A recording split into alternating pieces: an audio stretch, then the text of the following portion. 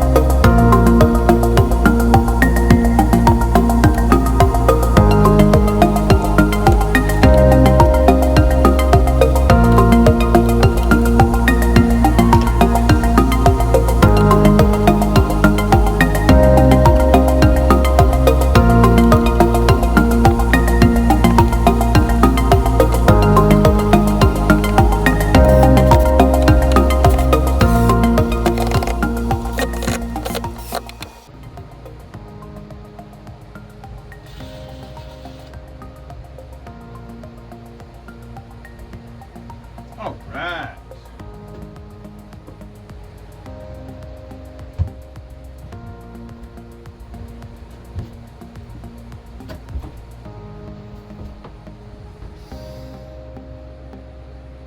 All right. Now we're going to run the second wire from where it's going to be over there. Yeah, right there. Across down to this outlet over here. This is the one that goes to that switch outlet. You know what I mean. I'm getting all tongue-tied here.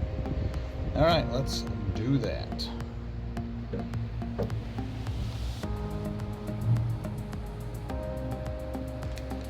So how we're going to put power from outside to inside, because it's going to be all temporary, so I can lift this structure up and put it on a trailer if I have to. This box here that I can run an extension cord to, weatherproof, with this outlet on the outside. So I can plug an extension cord to and power this little structure, and then unplug it and roll it up and not have any water or anything get on the inside. So it comes with all kinds of adapters, so we're going to drill a hole right there, push on the outside so this box can be on the outside of the building, and we can run power to it.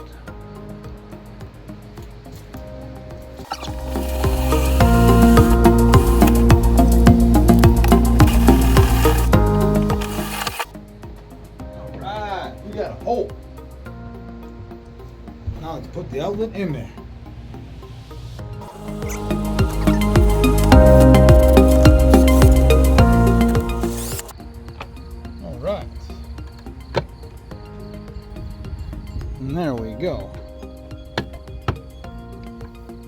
move this pin anywhere you want, top and bottom, but because where this shingle's at, or piece of siding's at, it's going to be hard to flip it upwards. So I'm going to do it sideways, still lock it. Cord will still come out the bottom. Let's go wire it up from the inside now. All right.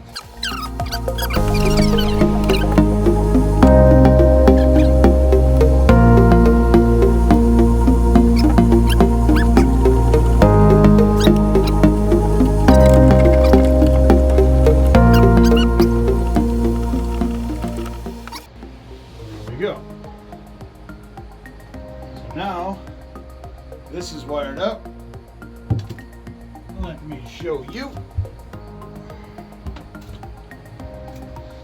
So that's wired up.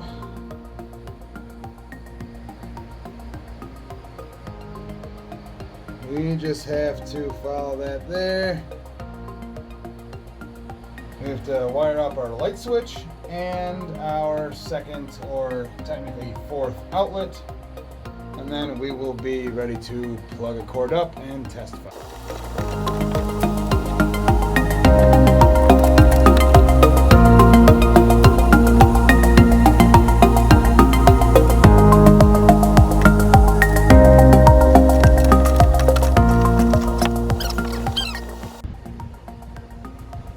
All right. Cool cats and kittens. All right, so we're gonna put light switch and outlet in here. So I'm going to screw this side down because we're not going to use this side. I will go to, actually I'll go and show you how to determine what to use in this right now. All right, so the setup we have here is a very similar light switch. But the idea is take a multimeter, put one lead on each side to determine, flip the light switch off, on, and what you're doing is checking continuity or ohms through that switch. So we know in the up position, lights would be on, down position, lights would be off. So that would help you orient the right direction. Also, depending on the style of switch, maybe it has, switch has a lead on this side. That's how you would check it to know where to turn it on. All right, now that you have an idea of how this works, we're going to clearly put power here and then have a jumper from here to this one so that when we flip the light switch on, this has power.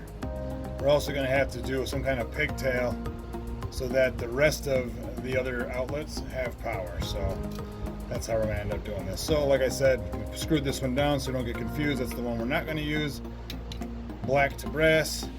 This black one is where power comes through. So let's go ahead and do that.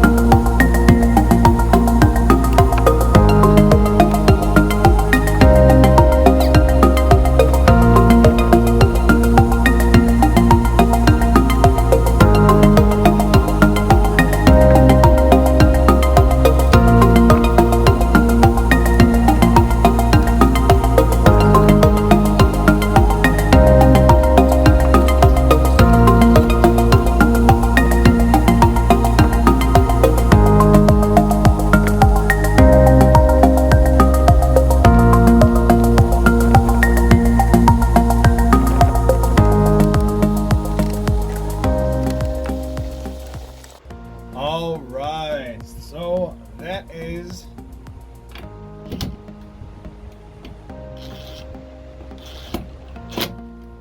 good. Now, this should be on, this should be off. So we will see in just a second. Let's power this up with an extension cord on the outside. From this cord right here, so whoa, there we go. Nice and weathered, or weather tight I should say. So in the event that I need power for whatever reason in the winter time or when it's raining, it's nice and sealed, no water. Alright, so here we go. We're going to plug this in. Should have nothing right now. That's correct. Should have power. Shut the fan off. Turn the fan back on. Sweet. And actually, let's leave it on. Let's plug it in the rest of them. There we go. Plug this in. Power. We have officially run electricity into the shed, or Random Trades filming studio. And all of our outlets have power. Whoa! This is falling over.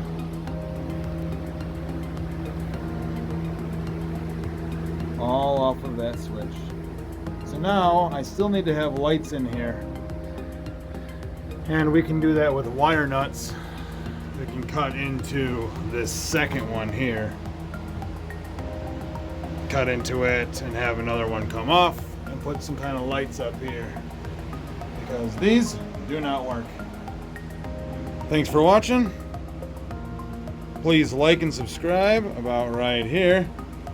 And we'll look forward to you seeing part 4 of maybe running some lights and who knows what else.